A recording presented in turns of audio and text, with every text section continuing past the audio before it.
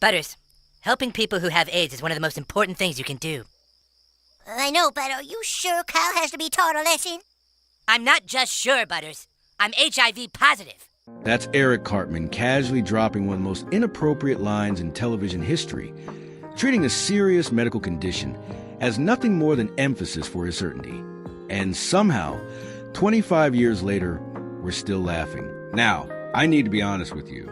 Eric Cartman is my favorite character in South Park, maybe in all of television. See? No matter what you say, I'm still standing. Barely! But here's the thing about Eric Theodore Cartman. He's not just South Park's resident troublemaker or comic relief. He's something far more disturbing. A genuinely evil child who's gotten progressively worse over 2.5 decades of television.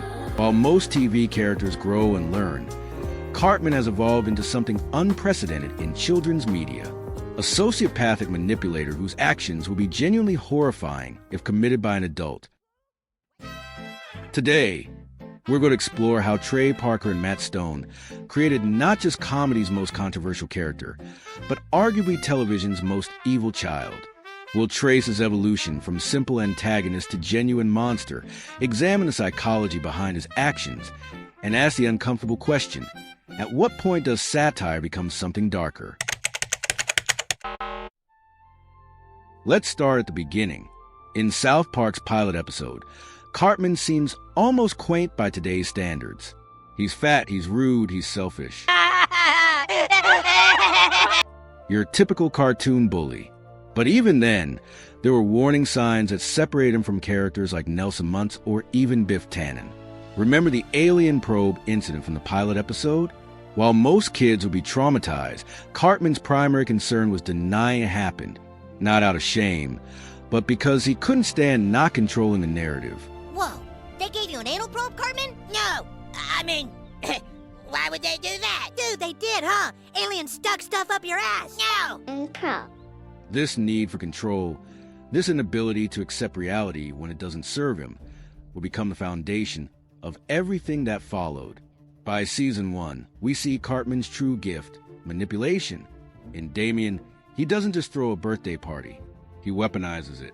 He uses the promise of attendance to control his classmates' behavior, then turns on in the moment it serves his interests. You were supposed to get me the red Megaman! No! Most children learn empathy through social interaction. Cartman learned to exploit the empathy of others. But here's where it gets psychologically fascinating and deeply disturbing. Cartman's mother, Leanne, isn't just permissive. She's the architect of his monstrosity. Let's examine how she systematically created the perfect conditions for raising a sociopath. Leanne Cartman has never said No, Eric! to her son in any meaningful way. When Cartman demands something, she provides it. When he throws a tantrum, she capitulates. When he manipulates her, she rewards him. This isn't just bad parenting. It's the systematic destruction of a child's ability to understand limits. Think about what this teaches a developing mind. That your desires are more important than anyone else's needs. That emotional manipulation is an effective tool, and that the world exists to serve you. Cartman doesn't just lack empathy. He was never taught that empathy was necessary. What makes Leanne's parenting even more disturbing is her complete inability to maintain appropriate boundaries. She treats Eric like a romantic partner rather than a child. She seeks his approval, confides in him about her relationships, and allows him to make adult decisions about her life. This role reversal creates a child who sees himself as the authority figure in every relationship. When Cartman manipulates his friends, teachers, and other adults, he's using techniques he learned from controlling his mother. She taught him that tears, anger, and emotional manipulation are legitimate tools for getting what you want. Leanne doesn't just enable Cartman's behavior. She actively validates his narcissistic worldview. When he calls Kyle names, she doesn't correct him. She agrees that Kyle is being mean to her special little guy. When he schemes against his friends, she admires his cleverness. When he shows no remorse for hurting others, she makes excuses for him. This constant validation creates a child who genuinely believes he's superior to everyone else. It's not just that Cartman thinks he's better than other people. He was raised to believe it was objectively true. Perhaps most disturbingly, Leanne has taught Cartman that he's simultaneously all-powerful and completely helpless. He can manipulate anyone and get anything he wants, but he's also never responsible for the consequences of his actions. When his schemes backfire, Mommy will fix it.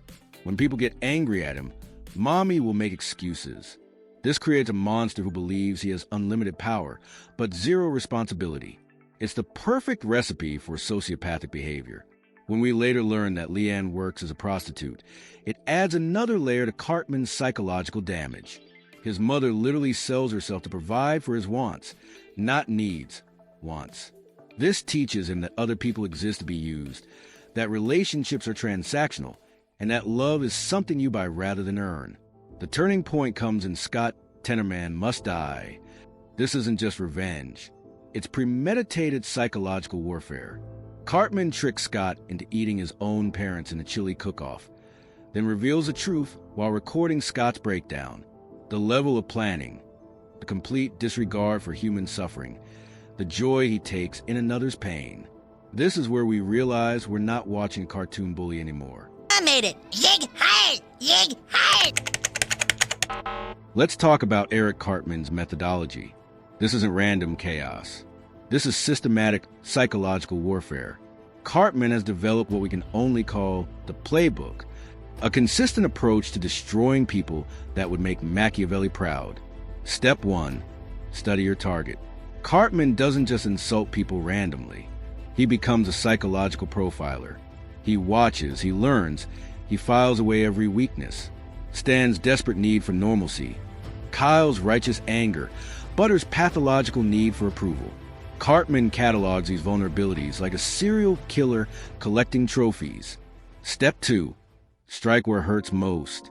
When Cartman goes after Stan, he doesn't call him fat or stupid. He threatens his relationship with Wendy. When he targets Kyle, he doesn't just make fun of his hat. He attacks his Jewish identity, his family, his core beliefs. This isn't playground bullying. This is precision psychological torture. Let's examine one of Cartman's most diabolical schemes. Getting Kyle to take him to Casa Bonita. This isn't just about a restaurant. It's about the complete psychological domination of another human being. First, Cartman doesn't just ask Kyle to take him. He manufactures an entire false reality. He convinces Butters that there's an apocalypse, locks him in a bomb shelter, and lets everyone think Butters is missing. Then he swoops in as Kyle's only option for a replacement friend. But here's the truly evil part. Cartman doesn't just manipulate the situation. He manipulates Kyle's emotions. He exploits Kyle's guilt, his sense of responsibility, his fundamental decency. Kyle takes Cartman to Casa Bonita not because he wants to, but because Cartman has made him believe he has no choice. Fast forward to Cartman's relationship with Heidi Turner, and we see his ultimate evolution. He doesn't just manipulate strangers or enemies anymore. He weaponizes love itself. Watch how he isolates Heidi from her friends, how he gradually erodes her self-esteem, how he makes her dependent on his approval. This isn't cartoon villainy. This is textbook abusive relationship behavior. Cartman has learned that the most effective way to control someone isn't through fear or anger, but through love. He makes Heidi believe that he's the only one who truly understands her, that everyone else is against him, that she needs him to be complete. In Crack Baby Athletic Association, Cartman achieves something unprecedented. He monetizes human suffering. He doesn't just exploit crack babies. He builds an entire business model around their exploitation, complete with merchandising and corporate sponsorships. What makes this particularly evil is how Cartman frames it. He doesn't see himself as exploiting vulnerable infants. He sees himself as providing entertainment and opportunity. This is the banality of evil in action. Genuine atrocity disguised as entrepreneurship. Notice how Cartman's targets have evolved over the years. He started with his peers, Stan, Kyle, Kenny. Then he moved to authority figures, teachers, parents, police. Then he targeted entire groups, Jews, Muslims, disabled people. Finally, he began targeting concepts themselves, love, faith, innocence. Each escalation teaches him that there are no sacred boundaries, no protected classes, no limits to what he can attack. He's not just becoming more evil, he's becoming more efficient at evil. Perhaps Cartman's most disturbing evolution is his relationship with Butterscotch. Butters isn't just a victim. He's been systematically conditioned to be the perfect victim. Cartman has trained him to expect abuse, to accept manipulation, to believe that he deserves whatever happens to him. This creates a feedback loop where Cartman's evil becomes self-sustaining. He doesn't just commit individual acts of cruelty. He creates systems that perpetuate cruelty. Butters becomes a factory for generating new opportunities for abuse. Here's what makes Cartman genuinely scary. He's not insane. He's not having psychotic breaks or acting randomly. Every terrible thing he does is planned, calculated, and executed with surgical precision. Where's all the money gone from my bank account? You said to get things moving, we needed the funds to go faster. When he feeds Scott Tenorman his own parents, that's not madness. That's methodology. Most villains are either stupid or crazy. Cartman is neither. He's a genius who chooses evil because it's more fun than being good. Watch any episode where Cartman starts crying. Those aren't real tears. They're a weapon. He's learned that adults see a crying child and immediately assume he's a victim. He can literally turn his tears on and off like a faucet, switching from sobbing to smirking the moment he gets what he wants. This is what separates him from regular bullies. Most bullies use physical intimidation. Cartman uses emotional manipulation. He's figured out that making people feel sorry for him is more effective than making them afraid of him. Remember the fish sticks episode? When everyone else gets a joke and Cartman doesn't, he doesn't just get confused. He literally rewrites history in his mind. By the end of the episode, he's convinced himself that he created the joke, that Jimmy stole it from him, and that he's the real victim. This isn't just being stubborn. This is someone who can alter their own perception of reality to always make themselves the hero. That's genuinely terrifying because it means he can justify absolutely anything. Normal people have moments of guilt, regret, or self-reflection. Cartman has none. Ever. When his schemes hurt people, he doesn't feel bad. He feels proud. When people cry because of him, he doesn't feel sympathy. He feels satisfaction. He's not missing empathy by accident. He's actively chosen to eliminate it because it was getting in the way of what he wanted. Here's the really disturbing part. Cartman gets bored. Each successful scheme teaches him that he needs to go bigger, more elaborate, more cruel to get the same satisfaction. He's not just evil. He's evil with a tolerance problem. In early seasons, he was happy just getting Kyle in trouble. Now he needs to orchestrate elaborate psychological torture campaigns. What happens when even that stops being fun? The most uncomfortable truth about Cartman is that he holds up a mirror to the worst parts of human nature. His narcissism, his manipulation, his complete self-interest. These aren't alien behaviors. They're human behaviors without the normal controls. We laugh at Cartman because we recognize something in him.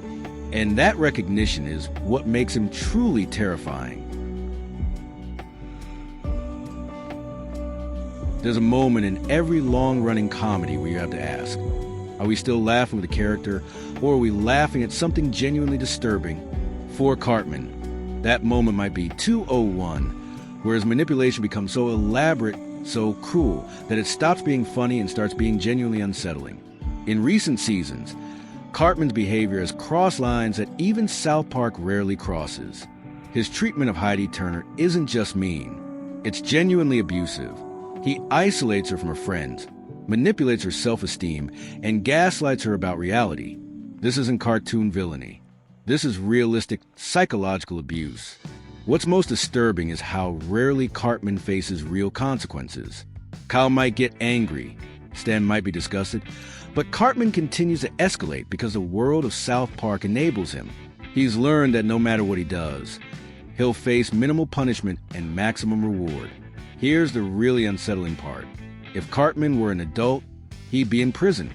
If he were a real child, he'd be in therapy. But because he's a cartoon character, we laugh at behavior that would horrify us in real life. Trey, Parker, and Matt Stone have created something unprecedented. A character who commits genuinely evil acts while remaining comedically viable. What makes Cartman uniquely evil among TV characters is that he corrupts the very concept of childhood innocence. Children are supposed to be pure, learning, growing. Cartman is actively becoming worse. more manipulative, more cruel. He's not just an evil character.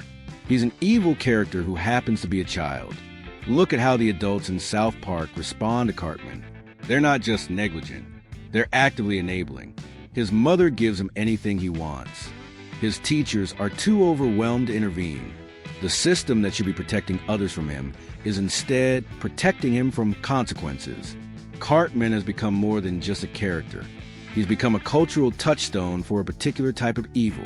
When we see real-world manipulation, narcissism, and cruelty, we often reference Cartman. He's become our shorthand for a certain kind of toxic behavior. But here's what's really disturbing. Cartman works as a character because he reflects real aspects of human nature. His narcissism, his manipulation, his complete disregard for others. These aren't alien behaviors. They're human behaviors taken to their logical extreme. This raises an uncomfortable question about comedy itself. By making evil funny, are we normalizing it? When we laugh at Cartman's manipulation, are we learning to laugh at manipulation itself? Parker and Stone have created something so effectively evil that it forces us to examine our own moral boundaries. What makes Cartman truly terrifying is that he's not a product of his time. He's timeless. His methods of manipulation, his narcissistic worldview, his complete lack of empathy, these are constants in human nature. He's not just the most evil child on TV.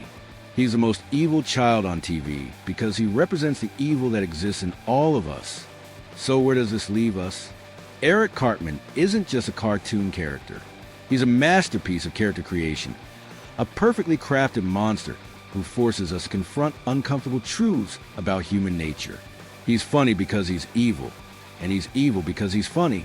In the end, Cartman succeeds as a character because he makes us complicit in his evil. Every time we laugh at his schemes, every time we anticipate his next manipulation, we become part of the system that enables him. And maybe that's the point. Maybe the most evil thing about Eric Cartman isn't what he does. It's how he makes us enjoy watching him do it. As Cartman himself might say, "Sweet, another 20 minutes of people talking about how awesome I am."